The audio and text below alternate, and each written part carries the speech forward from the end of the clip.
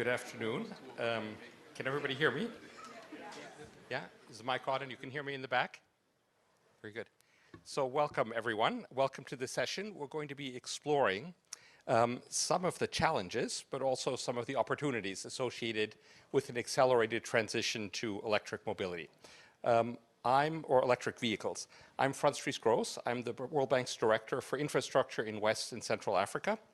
And I'm very pleased to moderate today's session. It's been organized by three entities, by the Transport Global Practice at the World Bank, by the World Bank's Energy Sector Management Assistance Program, SMAP, and of course by our colleagues at WRI. Now, transport decarbonization is a big priority for the World Bank. And the switch to the move to e-mobility is one of the key instruments, one of the key policy instruments that's embedded, I think, in ours and many other MDBs, avoid, shift, improve, sustainable mobility paradigm. What we find, though, at conferences like this and talking to colleagues both working in industrial countries and in the developing world is there's a difference between the way developing countries and sometimes developed countries look at electric mobility. I mean, in developed countries, mostly the transition to electric mobility is viewed through a decarbonization lens. That's the key driver that pushes industrial countries to introduce e-mobility. Whereas in developing countries, where per capita emissions are much, much lower, of course, typically than they are in developed countries, there's sort of a more multifaceted approach to the electric mobility transition. So I work extensively in the Sahel and other places in Africa where emissions are basically 1/20th of US levels and 1/10th of China's levels.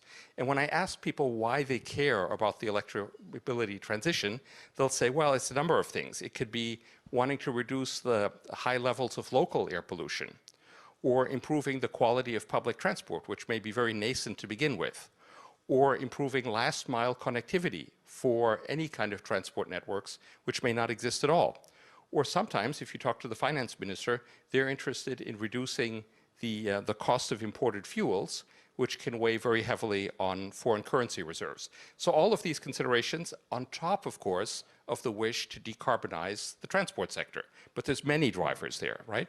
So I'm really happy that with the growing mobility, growing impetus behind the electric vehicle transition, we've got such a nice and distinguished panel today with us, and I must say a very diverse panel, who will bring their expertise to some of the challenges and the opportunities that we face. Before we dive right into that discussion, I'd like to highlight, however, two reports that the World Bank has just recently put out that are relevant for today's discussion. And Nico, I think, has already put it up. Very good. The first report was put up by the Transport Global Practice. It's on the economics of e-mobility for passenger transportation. And basically, the report looks at feasible entry points in developing countries for electric mobility. And what it found was that in half of the developing countries that we surveyed and looked at, the economic case for going for electric vehicles, even today, is quite compelling. And it found that electric buses, because of the long routes they tend to run and the high levels of occupancy, as well as electric 2- and 3-wheelers, which provide that last mile access, tend to be the most promising entry points to bring e-mobility to developing country context. The other one, the other report that's been put out by SMAP is Electric Mobility in Power Systems, Impact and Mitigation Strategies in Developing Countries. So this morning, there's a little bit of discussion on that already. How does all this electric mobility transition impact power grids? We'll be asking Stephen about that a little later on in the panel discussion. But what we basically found is in many developing countries where grids tend to be maxed out or very weak, you need to have that integrated planning for both the power sector and the transportation sector, and sort of aligned goals between the two to allow the EV transition to happen. So we're almost ready to get started. In this discussion, we have a broad agenda. We want to look at some of the supply chain management issues around EV batteries. We want to look at battery end-of-life solutions. We want to look at the impact of electric mobility on power systems, the investment in public infrastructure, public charging infrastructure, and finally scaling up electric buses as well as 2- and 3-wheelers in developing countries. We have, as I said, 5 panelists with us today. What I'll do is we'll go through the panel once. I'll ask everybody one or two questions, and then we'll go to the floor and see if there's any questions from all of you. So without further ado, let me turn to Alyssa. Welcome, Alyssa Kendall. She's a professor for civil and environmental engineering at the University of California at Davis. And I know her current research focus is on electric vehicle battery production and end-of-life impacts. So welcome to this panel, Alyssa. Tell us, what are some of the most significant environmental impacts associated with battery end-of-life, and how can they be mitigated? All right, thanks, Franz. So I guess first it's important to think about what the life cycle of a battery looks like. So you put a battery in a vehicle and it ages over time.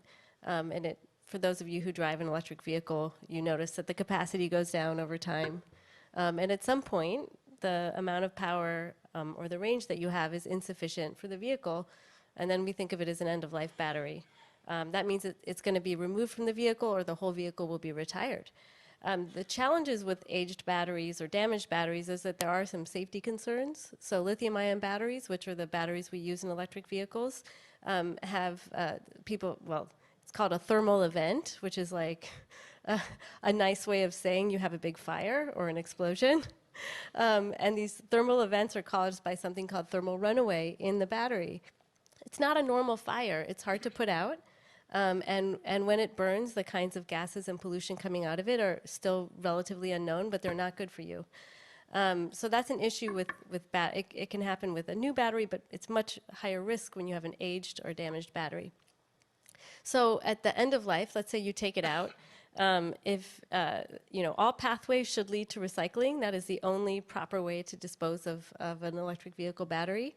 If you dispose of it on land or in some kind of dump or landfill, there is a risk of leaching, but almost equally important is the risk of that fire happening, because that fire doesn't need it doesn't need an external source to ignite or anything, and it burns everything around it. So imagine sort of e-waste dumps and things like that. You have terrible potential emissions coming out of there. So we want to we want to manage these batteries correctly at end of life. So those are some of the end of life issues. We also have a lot of materials in those batteries that are really valuable, and to produce them causes a lot of impacts. So if we can recover them from recycling, we can avoid some of those initial impacts as well. So I think you asked, how can we mitigate some of these? Recycling is important, but if we think about a battery coming out of an electric vehicle, it might still have 80 to 60% of its capacity, which is not appropriate for the vehicle, but could be used in like a stationary energy storage system. So let's say to support grid services, or to provide energy storage for intermittent renewables like solar. And that is a potential. The barriers to all of these things are that batteries in our vehicles today are not designed to be fixed, they're not designed to be recycled, and they're not designed to be repaired. That also means that they're not designed to be repurposed. And so there are barriers, and those barriers are hardware related and software related. So for the mitigation measures, we should try to reuse batteries if they're in good condition in a lower demanding application, and we should make sure that the ultimate destination for those batteries is recycling. And I should pause there. I could say so much more about how we don't have enough recycling infrastructure, but that'll come up later. Let me push you in with one more question.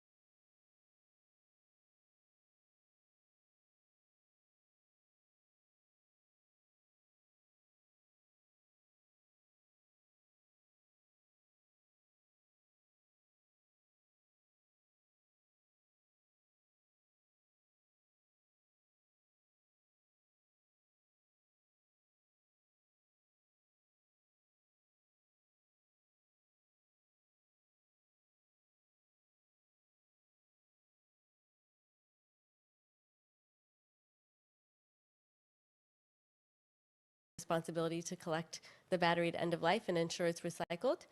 The recycling plants that would, be approved under these conditions have recovery targets. So right now, batteries are recycled, but nobody collects lithium from them, for example, because it's just not financially worth it. So recovery targets ensure that things get recovered, even if the economics might not be there in sort of a pure market system. And then they have the pull for materials, which is a recycled content standard for new batteries, so that there might be essentially additional value to recovered materials, making the business case for recycling a bit better. So that kind of picture of a push and pull and then some standards, I think, is a good example of how you could conceive of pretty comprehensive policies to ensure that recycling happens.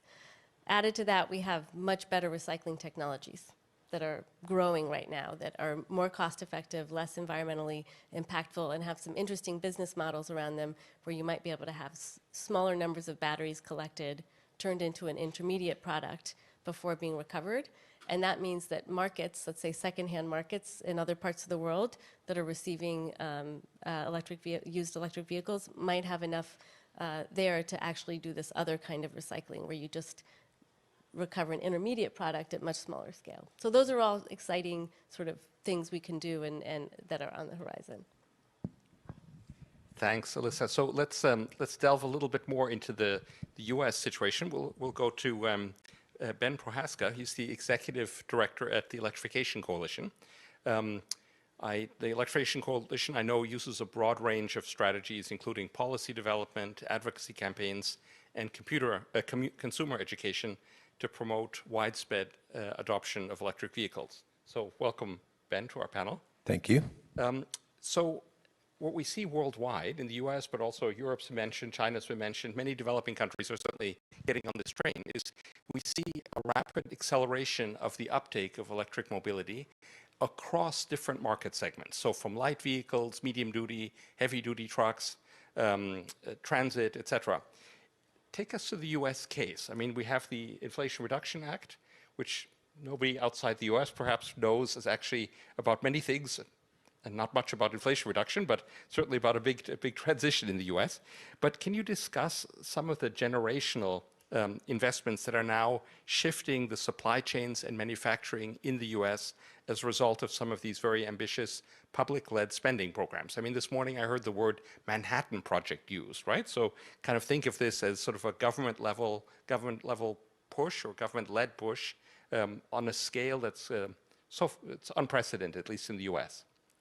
Yeah, thank you, and appreciate the opportunity to be here and be a part of the discussion. And I always hate to go after the engineer, but a couple things I would start with is that we have a 30x increase in funding that's available in the U.S. And so we're behind a bunch of these other countries, but I think there's a recognition that the U.S. really needed to think about how do we create the policies and actions to accelerate the market here in the U.S. And there's a couple factors involved. I mean, one is historically the U.S. has been one of the leaders in the automotive sector, and we have this great tradition of manufacturing the cars we drive.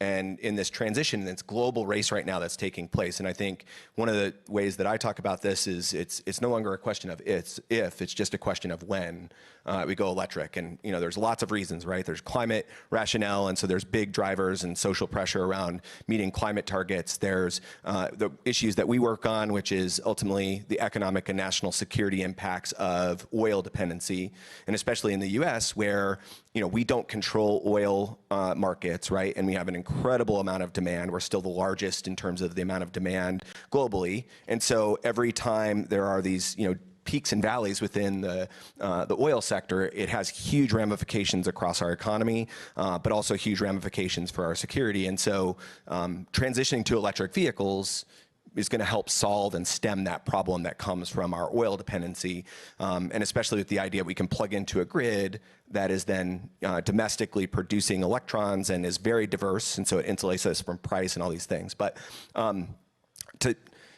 the idea, and I'm going to use something that someone else came up with, so I can't take credit for it, but Uncle Bill which is the Bipartisan Infrastructure Law, and IRA. It's an easy way to remember it, but those are these sort of once-in-a-generation kind of opportunities and investments that are really supercharging, pun intended, electrification in the U.S. And it's one, going to ensure that we're developing a secure and robust supply chain, not only in the U.S. and our ability to manufacture here, but also with our allies, because we can't do it on our own. But we do recognize that places like China and some other locations who maybe don't share our ideals and sometimes aren't always operating with the same kind of democratic principles, they've been very aggressive in their policies and are dominating a lot of the market. They own a lot of the lithium. They've really gone out in front, and I think they saw this coming. And so the U.S. needs to, if it's going to maintain its automotive leadership, it needs to very quickly accelerate the policies and actions. And so IRA creates a lot of opportunity to do that. Not without pain and suffering. It's going to be hard, and I think it's going to be a big challenge to balance out the climate goals with the same goals of how do we develop our manufacturing capacity, how do we develop the critical mineral supply chain, and do it with our allies. The other kind of thing I think that's important here is having that certainty within the sort of system is really important. So the ability for the U.S. to say we are going to, in fact, there's an announcement taking place at the U.S. DOT literally right now to announce the big competitive grant program. So don't leave and go watch it, but it's happening. But I think it's creating this sort of like aligned investments, and it's getting all of the auto sector and government. So it's kind of a whole of government, whole of economy transition that's taking place, and a recognition that we're moving from what has largely been a fossil fuel economy to now a minerals-based economy. And so we have a lot of catching up to do. And it's important that we sort of figure out the right ways and right mechanisms to accelerate that. At the same time, and this is where the bipartisan infrastructure law comes into play, we have a huge consumer market, right? This is a huge country, lots of people, and so we have to do a lot that is going to incentivize that transition. So that's where the bipartisan infrastructure law comes in, where we are building what's called the NEVI program, the National Electric Vehicle Infrastructure Program, but it's to basically build a nationwide network of infrastructure across the country so that we can close the gap and make those distances that everybody feels the need to be able to travel, and they're used to traveling, are now going to be possible via electric. All of these things together are leading towards huge and aligned investments, and so we're starting to see manufacturing expand in states that maybe traditionally hadn't been big parts of the manufacturing sector. The automotive sector is investing billions to trillions of dollars, but this is the down payment stage. So I think what we're seeing right now in the Manhattan Project reference is we're all kind of now releasing all this energy and effort, and now we have a lot of catch up to do to make sure we can compete in the global automotive sector, so that we not only drive electric, but we are also manufacturing and processing all of the materials and content that needs to go into the batteries and all of the supply chain, so that it's a big part of the entire system. And that's fascinating. I just want to press you on one further point. I guess one reason what happens in the U.S. matters isn't because the U.S. is the biggest automotive market. It isn't, hasn't been for a while. China is much bigger already. Nor is it the one with the highest degree of penetration. Actually, China and Europe are selling more electric cars as a percentage of vehicle sales. But I would say one thing that has historically been the U.S.'s role is because it's such a dynamic market, it can change things once it gets behind something. I remember one statistic in year 1900, 56% of all cars sold worldwide were produced in two countries, Germany and France. 56%. Then this guy, Henry Ford, came along, and by 1920, 93% of all cars were being produced in the US. So you're going from 56% market share Germany and France in 1900 to 93% market share in the US. Unimaginable today. Why is that? Because it allows sort of entrepreneurs like Henry Ford, or dare I say Elon Musk today, but he's not alone. You've got Rivian, you've got Lordstown Motors, you've got all these new startups in the US. So the US can have this catalytic effect. Tell me about some of the obstacles, though, you face sort of in the medium and short and medium term. What are some of the things that needs to happen for you to engage with the public and the private sector to sort of unleash that catalytic role that the U.S. can play? I mean, Do you have any thoughts on that? I mean, we all want the U.S. to be an accelerator in this. How long do you have? I'm just kidding. Yeah, no, I think that there's a lot of opportunity to, Ethan from BNEF will talk a lot about where that tipping point probably is in the U.S. market. But I think one is, as we develop this transition, all of the investments that we're making are going to be cross-sectoral. So as we build batteries and the processing capability and our ability to source the raw materials and ensure that we have a secure and robust supply chain, that's going to help light-duty, medium-duty, heavy-duty vehicles. And so that's going to be very important in terms of helping to accelerate the change. I think there are some challenges, though, that exist where it's capital intensive, right? So if I'm a big company and I have a fleet to transition, the reality is the vehicles right now cost more upfront. And there's all this sort of methodology, and we have a tool called the Drive tool, DRVE, that basically shows how the total cost of operation will be cheaper over time. But that doesn't change the fact if I'm big company X, I have to come up with that capital in order to participate in this early stage part of the process. I have to find capital for infrastructure. I have to find capital for the more expensive vehicles. I have to have training. I have to have all these things that are going to happen. And so that's why I think we're seeing innovative business models, too, that are developing. So fleet as a service and ways to think about ESCO models and other things that are sort of bridging that gap. With school buses, we're seeing programs developed where they have an entire sort of school bus as a service program. And in Montgomery County, just up the road, they've invested a ton of upfront money, but they're going to save a ton of resources over time as they transition those school buses. And I think those are examples of where they are both barriers, but all of those barriers create opportunity for innovation. So to your point, we're really good at the innovation stuff, and now we just need to do it much faster and at scale. So, and if I may, just one plug, second pun of the day. I got to stop. But we have a summit coming up on the 28th and 29th where we're going to be talking about this idea of minerals to market and then implementation. And so if you didn't get enough e-mobility here today, come to the Reagan Building on the 28th and 29th, and we'll have the CEO of Siemens, CEO of Panasonic, Dave Turk, who's second at DOE, and a bunch of others to talk all about this stuff too. Excellent. Very good. So let's turn to Ethan Zindler now. And I think it's kind of an interesting progression because Ben focused on what's happening in the US market. How is this accelerating as a result of the Biden administration's, what was it? It was the Bill and IRA, Uncle Bill and IRA. Let's look at the international perspective. Ethan Zindler, he's head of Americas at Bloomberg NEF. And I understand you oversee research analysts in New York, Washington, London, and Sao Paulo. And you track some of these market and policy developments worldwide related to the world's transition to low-carbon sources of energy. So, Ethan, welcome. Tell us about what you're seeing. Are there recent trends or changes in the electric mobility market that are worth noting for today's discussion, and how likely are they to shape the industry in the next few years? Well, first, thanks so much, Franz, and thanks to the World Bank and friends from the bank for hosting me here today. Let me just make a couple points, and then I think I look forward to other comments in the conversation. And maybe just to build quickly, just off the U.S., to add a little more color to what Ben was just saying. We at Bloomberg NEF, and we're the energy research division at Bloomberg, we've counted $52 billion in new manufacturing plant announcements for EVs and batteries in the United States since last August when the IRA was signed. So, some of that stuff was probably in the pipeline beforehand, but it's still a lot of new activity that's been announced. So with the right policies, obviously, you can see a pretty quick acceleration. And as you mentioned, Franz, the U.S. is not a leading market for EV adoption yet. We're at 7% of EV sales in the U.S.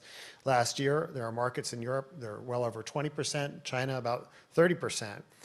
There are about 10 million EVs. And by the way, as I refer to EVs here, to be clear, I'm talking about four-wheel passenger vehicles, and we should talk more about some of the other aspects as well.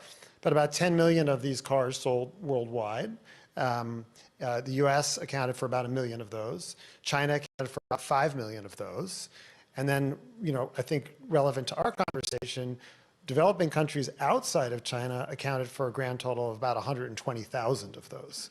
So this is not a phenomenon that is taking off in developing countries yet. And I think there's some very good reasons for it. And I see Cecilia nodding, and I look forward to reading the World Bank report that you highlighted earlier, because the economics, my sense, for most cases for consumers doesn't make sense yet, because the cars are just too expensive. They're still too expensive, let's be clear, in a lot of developed countries as well, but there's plenty of subsidies to bridge that gap. And our view at Bloomberg NEF is that because the battery costs, the tremendous reduction of battery costs that we've seen, the momentum that we've seen, the economies of scale that we've seen, that you will really get to a price parity point for consumers in developed countries, really within a couple years.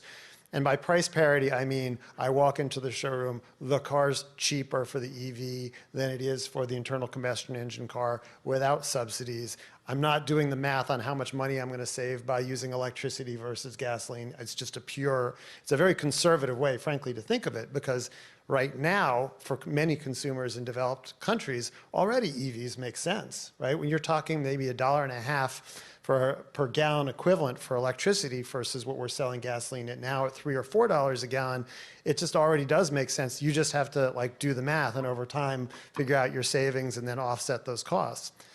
But back in the developing economies, there's room to go, just to be clear. And I think one of the reasons why we're optimistic about it, even despite the cost issues at the moment, is that, first of all, fundamentally, electric vehicles use energy more efficiently than internal combustion engines do. To just vastly oversimplify it, if you drive your ICE vehicle home tonight, put your hand on the hood and you will feel that it is hot. Drive your electric vehicle home and it doesn't get hot. Very simply, that is just wasted energy that is part of internal combustion engines. So when you think about energy efficiency and adoption of mobility, ultimately it just makes more sense from an energy perspective to do EVs. And we think that's where you're going to go as these battery prices come down. But there's work to be done and there's more scale that needs to be achieved before we're going to see mass adoption in developing countries outside of China. So, Ethan, let me press you a little bit on these trends. I mean, today's panel is mostly about the electric vehicle transition, but in reality, if you take a wider view, you could look at the zero-emission vehicle transition, right? And at least, I don't know what the policy is. I remember a couple of years ago talking to Hyundai and also talking to Toyota, and they were basically made quite a heavy bet on hydrogen fuel cell vehicles, right? Especially, I would say, for the heavier or the longer distance part of the market. So heavy-duty trucks, mining trucks, long distance, maybe buses, also locomotives on non-electrified rail lines, etc. How do you, if you look forward based on the trends you see, how will that zero-emission vehicle market look in 10 or 15 years? Are we steering towards something where you have a division of that market along some lines where the different technologies occupy different segments? Or do you think that one technology, like electric motors, et cetera, electric vehicles, will just sweep everything before it? How do you see that? So good question, and I would say, generally speaking, the heavier the vehicle, the longer it will take to electrify it. And so, for passenger delivery trucks and vans, we're going to start to see a lot more of that happening very quickly, especially because of the economies of scale created by fleets, by companies like Amazon and others. For heavy-duty trucking, look, in the short run, I can make a pretty good case that the best thing to do is, in some cases, convert them to natural gas from an emissions perspective. And then longer term, I think and everyone has different views on this, we're not too optimistic about any technology other than electrification, even for heavy-duty transport. But we think it will take much longer because of the size of the batteries and the level of power that's required to move these types of vehicles. So that's not something that's going to happen overnight. It should be noted that in the US that the IRA, a lot of the focus and attention, of course, has been on passenger vehicles, but it offers some pretty generous subsidies for commercial vehicles, potentially longer term, and that could help achieve some scale. But that's not going to happen, on a time scale of anything sooner than 10 to 20 years. Thanks, Ben. So, thanks, Ethan. So let's now turn to the developing world. I mean, one thing that Ethan was saying is, if you look at EV sales, and by that defining it sort of in the narrow sense of four-wheel passenger vehicles, the developing world so far consumes very few electric vehicles. However, the entry points, and that's what that World Bank report showed, is much more through electric public buses and 2- and 3-wheelers. And I think we have the perfect person to talk about that. We have Pawan Mulukutla, the Director of Clean Mobility at WRI India. And Pawan has been working on this sort of this nexus of urban mobility, energy, and the environment for over 2 decades. Welcome, Pawan, to our panel. Tell us about some of the biggest challenges that India has faced in scaling up electric buses, as well as 2- and 3-wheelers, and how those challenges are being overcome. Yeah. Good afternoon, everyone. Thank you, Franz. Quite interesting. I just wanted to give certain context with numbers that we have. So we have close to 1 million 2-wheelers, electric 2-wheelers in India. We have 1 million 3-wheelers in India, and I think we have about 4,000 electric buses on road. So I think when you look from perspective, yes, may not be the perfect number, but I think we are making that progress in terms of electrification, the transition itself. And I think what we have seen in last couple of months is that the new vehicle sales in some of the cities is touching in the bracket of 8 to 10% of EVs. Delhi has been consistently close to 10%. We are seeing that in many of the metropolitan cities. So definitely the transition is happening through 2-wheelers, 3-wheelers, and buses. I think a lot was talked about the electric bus journey in India, and I think what we have shown is that through scale of economies, you can achieve price parity, right? Because when we did the first tender with 5,000 electric buses, the whole demand aggregation across 5 cities in India, we saw price drop by almost 29% with subsidies. And there was a second tender which was opened earlier in Jan this year without subsidies, and we still saw prices down by almost close to 25%. So in terms of economics, if the business model and the contracting processes are powerful enough, electric buses is a viable solution. So I don't think the whole debate around can we achieve the TCO, will it be possible? I think that is addressed for electric buses. The bigger challenge, however, in the electric buses context is financing, because right now we are talking, okay, there is that capacity to do for 5,000, 10,000 buses, but as we look at this whole lease model, the challenge would be is that how would OEMs really finance this? Like how would operators get into this? So I think the big issue right now, there are 2 issues with buses, I would say, and that I think could be applicable for most of the global South countries. One is the whole financing, and ensure that we have a very strong business model in place. And the other is also the capacity with both private operators and public transport agencies to really achieve the scale that we are talking about, right? We have this ambition of 50,000 buses, but we clearly know that the requirement of electric buses is almost close to 500,000 just for India. So how do we really kind of move towards that scale? Coming to 2-wheelers and 3-wheelers, I think in 3-wheelers, it's a very classic case of livelihoods for us, because we are talking about e-rickshaws and e-autos, where the big challenge is about not just adoption of technology. And what we have seen a big challenge is when you compare the lead acid versus with the lithium, the transition there is actually quite powerful for lead acid, because this financing numbers, the economics really work better for e-rickshaws with the lead acid, and we have also seen that there's been a huge improvement in the technology in the lead acid space. So the big challenge we are facing with e-rickshaw specifically in the 3-wheeler segment is this transition to lithium is going to have a huge impact on livelihoods, and that because it's given intermediate public transport, I think that becomes a big challenge. And in 2-wheelers, it's the charging. So we have a very different case for each of these segments, and that's where I feel battery swapping can play a big role in the whole 2-wheeler and 3-wheeler segment to really address this, because where do you find charging? Do you really need there's no space for putting charging at your home.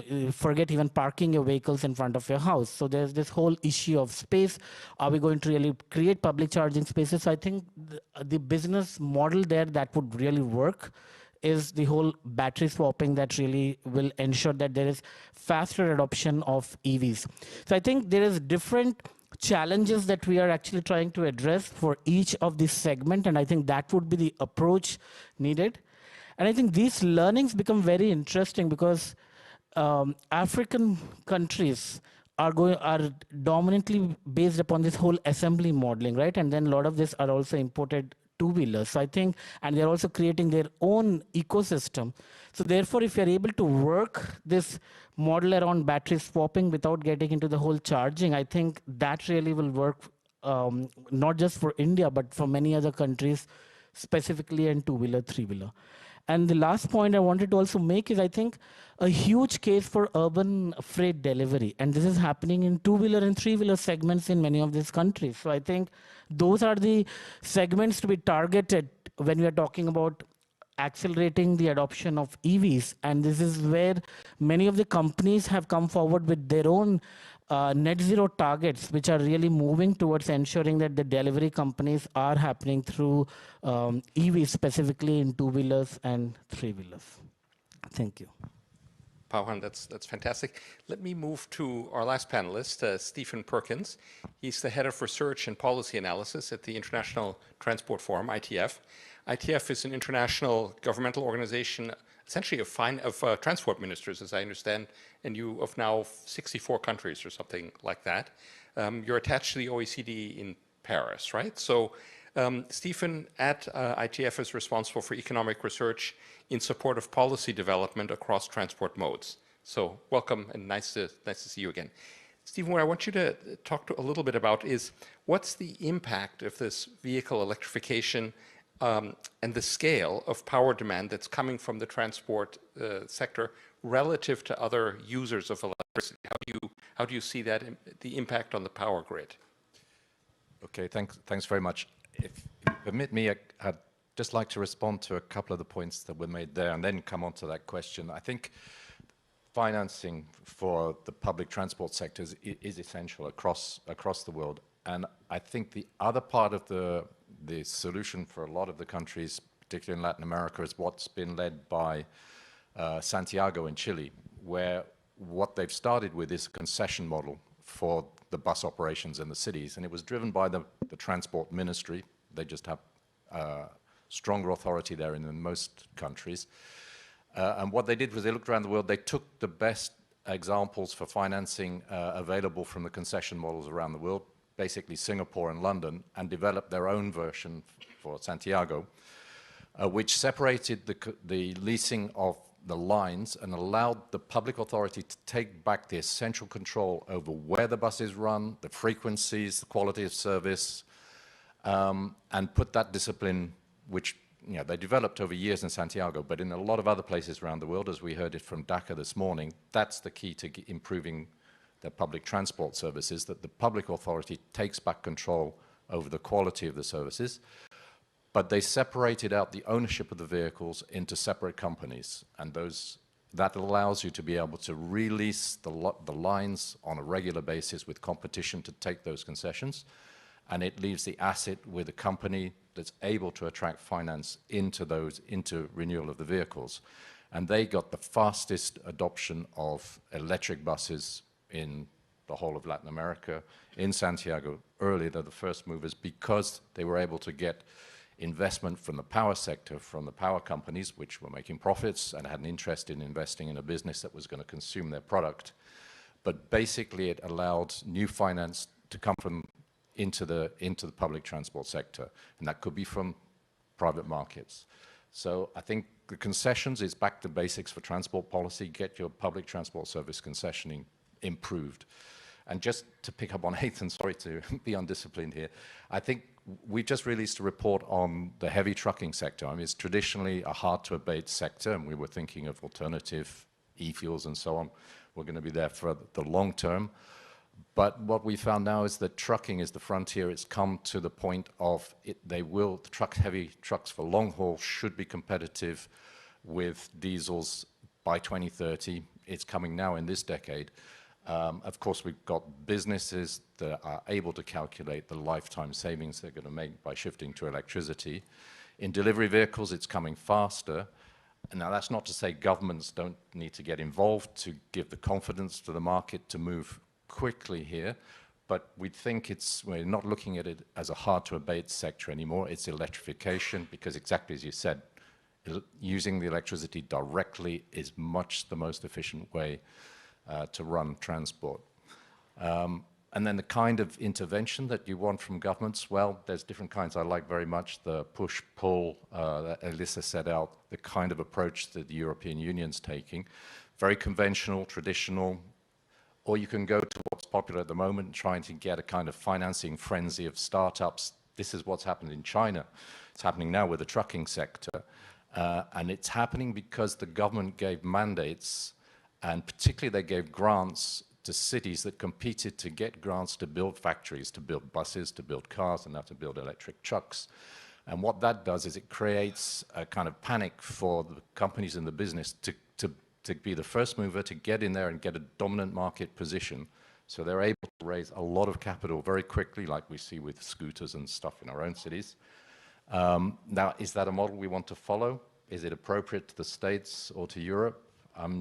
It's kind of, there's a lot of interest in it, but I'm not sure it's very stable. China's first in with subsidies and is now first out with support for electric cars. It's going to cause some instability. We'll see how the companies ride it out. But anyway, that's one linkage with the power sector, because in China, it's the power companies that have been getting in to fund the startups in batteries and in trucks now. So back to the proper question.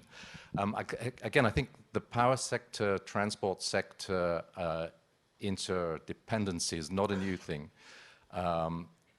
And also, transport has the same kind of interdependencies with the building sector, with the commercial sector. We've seen, for many years, a planning headache for the transport, in that permission gets given to build new commercial developments or new housing developments in a way that's planned but not integrated with transport planning.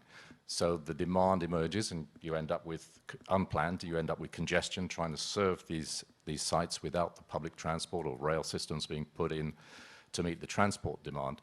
The power sector has exactly the same headache, in that they see these commercial developments coming up without proper consultation. They then have to scramble to put in the substations to be able to serve the strong demand, concentrated demand, similar in housing. And that's led a number of our member countries, France, UK, and so on, over the last decade to set up stronger planning coordinating authorities. The UK example, to give one, they set up an independent national planning commission in about 2017. And one of its main jobs is to try and coordinate the investment the planning system for land use development with power and with transport, and looking forward to the electrification of transport. So, and then in Paris, for example, then currently the biggest construction project in the whole of Europe is expanding the metro system around Paris with high-speed metros to serve the suburbs. The first thing that had to be addressed was the power demands of that system. It enormously increased the power demand in the region, and the first stage was to start investing in the power substations to be able to serve that demand. And right down at the ground level, we saw problems with the reconcessioning of the electric shared bike system in Paris when it changed concession owner. The new concession conditions put on by the city of Paris was for a minimum level of electric bikes to replace mechanical bikes. Only nobody consulted the power distribution companies. And I think the concessionaire took it for granted that the city authority would be discussing with the power supplier, but they didn't. They expected it to be the concession holder to do that. And so there were big delays in getting the system operational. So right down at the granular level, that kind of coordination's going to be increasingly important. So, well, then the other part of the question you asked was, how does the electrification of mobility, what kind of share of demand will that look like? Well, our scenario preparation in the International Transport Forward, looking forward to 2030, 2050 horizon, when we get somewhere close to zero emission mobility, transport will be accounting for about 10% of overall electricity demand. So from one perspective, it's not enormous, but on the other side, that's a huge increase in the amount of electricity that's got to be produced from renewables, from nuclear, and replacement of existing installed capacity that's fossil fueled. And that's not to say that electrification doesn't get you a benefit immediately, even with the kind of mix of power production you have in China now with quite a bit of coal dependency. You still get a benefit immediately from electrification today because of the sheer efficiency of electrification. But going forward, it's got to be renewable electricity investment, which takes us back to that question as how much should we be looking to liquid fuels, biofuels, electrofuels for the very heavy transport, for shipping, and also for aviation. Well, the big problem with these e-fuels is that they need huge quantities of electricity to produce them. So the methanol, the ammonia, or the green hydrogen. And there's a calculation just put out at the end of last month by the UK's Royal Society that looking into aviation, they found if you wanted to make green hydrogen for aviation from wind power, you would have to triple the installed capacity today of the UK just to meet that aviation demand. So, you know, it's only 10% overall, but if you've got to do that as efficiently as possible, and that means direct electrification. It doesn't mean e-fuels. Thanks, Stephen. So we've got about 12 minutes. Let's open it for questions from the audience. If you'd like to ask a question, there's a mic in the middle of the room. Please come to the mic. We'll also see if there's any questions that have been submitted online. Do we have anything so far online? Sorry?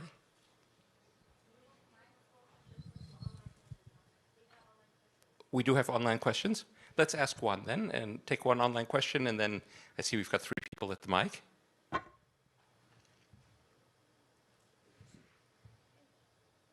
So thank you to the panel. We have one question addressed to Pawan. How can the business case for public transport be improved by incorporating electric last mile connectivity solutions, such as those using hybrid DAT, and what strategy can be implemented to address the financial needs of the asset financial companies? Thank you.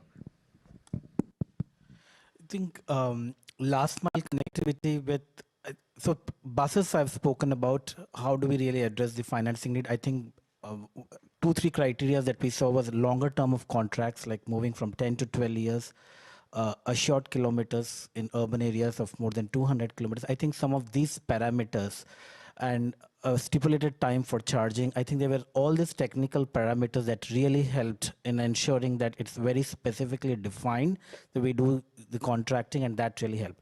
But coming to the whole last mile connectivity, I think unless metro agencies start seeing last mile as part of their service extension, I think it will be difficult to just see, because what happens is the time that you save in metros is lost in the time that you use your last mile.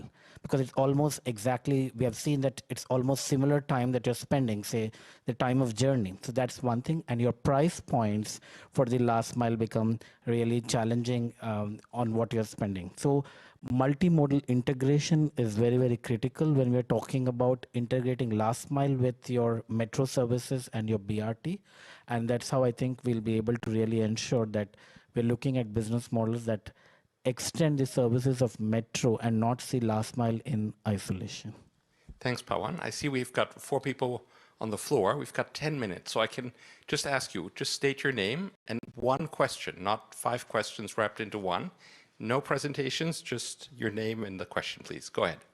I hope that wasn't specifically targeted at me. My name is Ryan Sklar. I'm an electric vehicle consultant at NG Impact and former WRI as well. My question simply is, if you had a big pot of money, let's say, I don't know, 100 million bucks, what would you do with it to most effectively actually, you know, get EVs on the road faster? Very good. Should anybody want to take that question?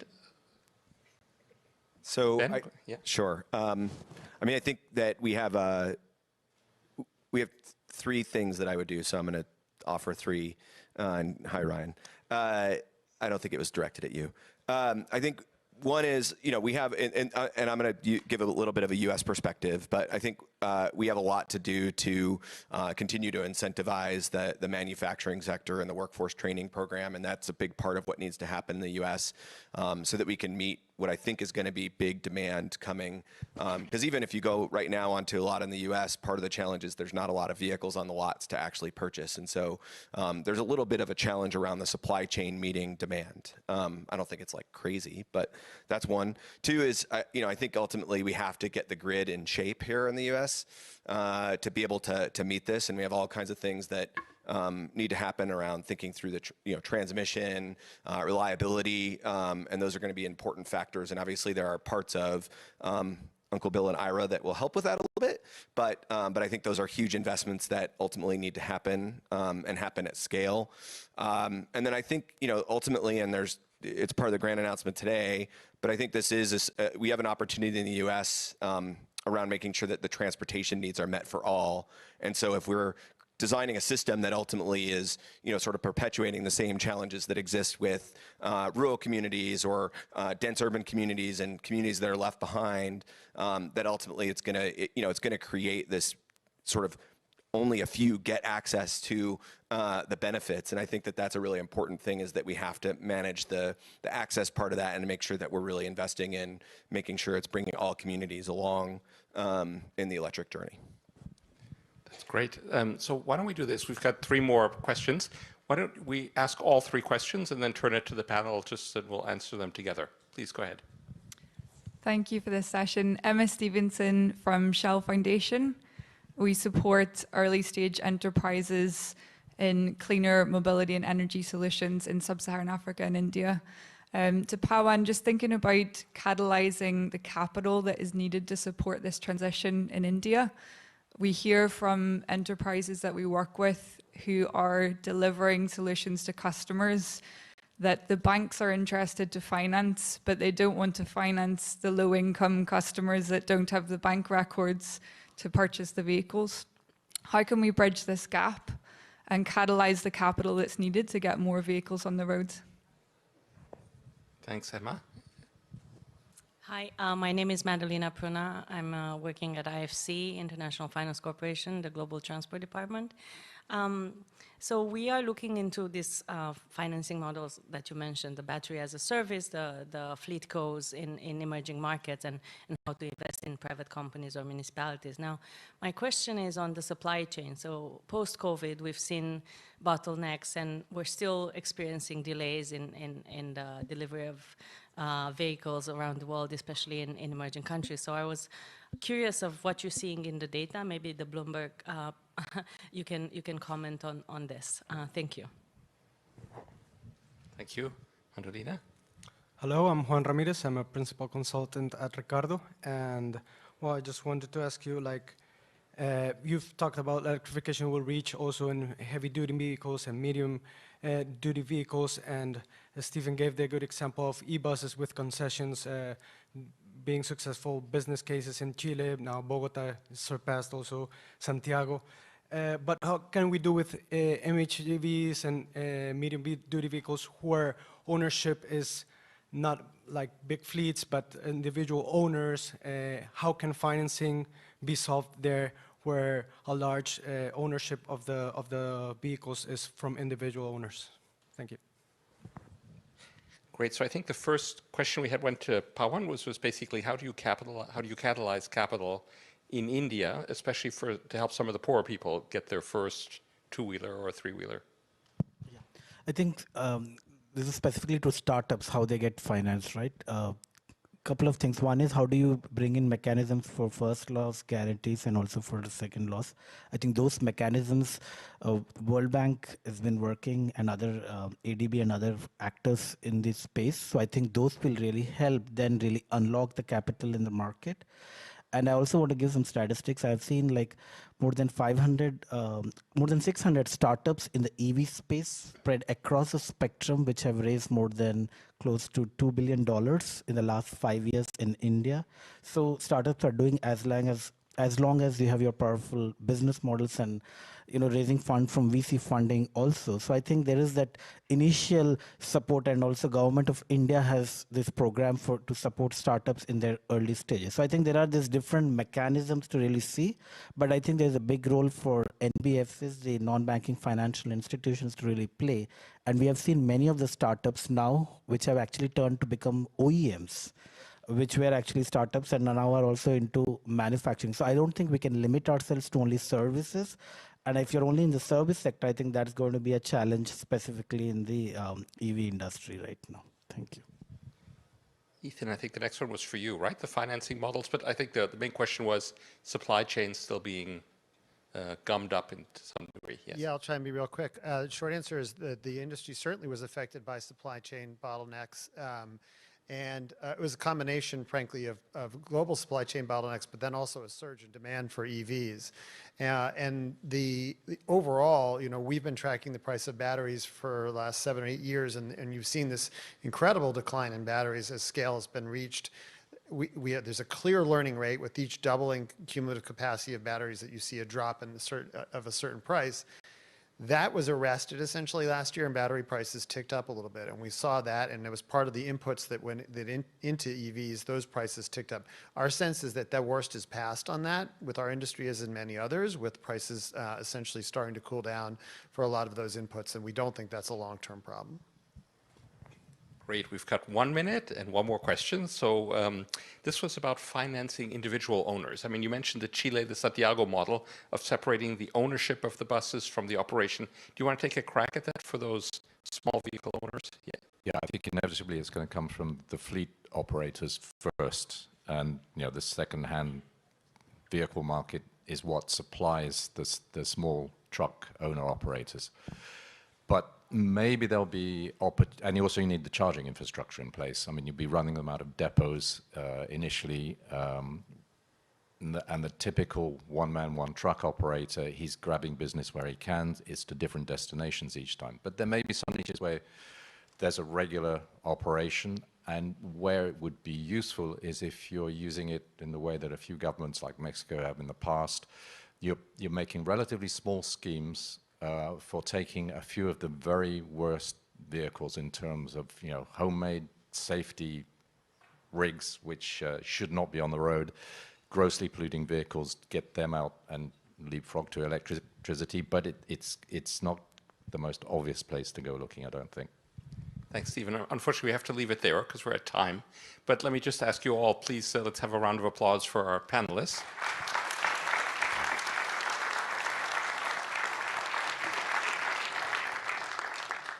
Thank you all very much.